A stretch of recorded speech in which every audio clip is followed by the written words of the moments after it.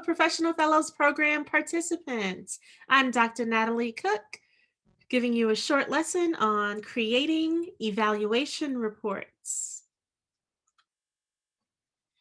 In this presentation, I'm going to go over the why, when, and how of creating evaluation reports. Why evaluation reporting is important. It's important because, well, it's often required, either by a funder or some program administrator. Funders want to know that their money is being put to good use. This is also referred to as accountability. An evaluation question that they and you might have is the program worth it? Stakeholders want to know how the program is going. Are intended outcomes being fulfilled? That's another good evaluation question. Reporting allows you to communicate your impact to your participants, your staff, your funders, and other stakeholder groups. Effective reporting promotes evaluation utilization, which is critical for program improvement.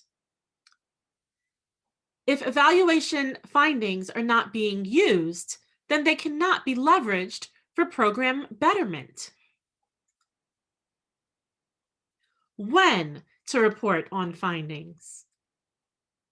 You should report on evaluation findings early while the findings are still relevant, not a year or two later, and often to inform continuous program improvement.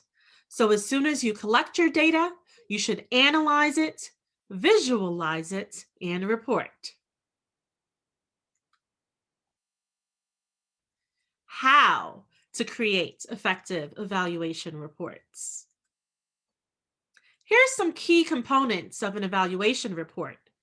You begin with a summary of the evaluation process as well as the evaluation findings.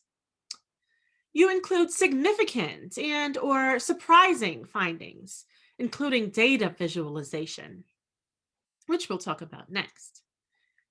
And you also offer some recommendations, which are action steps for program improvement based on the evaluation findings.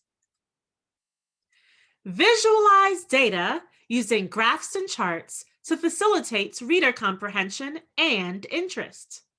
People are not going to be as interested in reading pages and pages and pages of text with numbers sprinkled in, but they would be more interested in looking at colorful and attractive graphs and other graphics.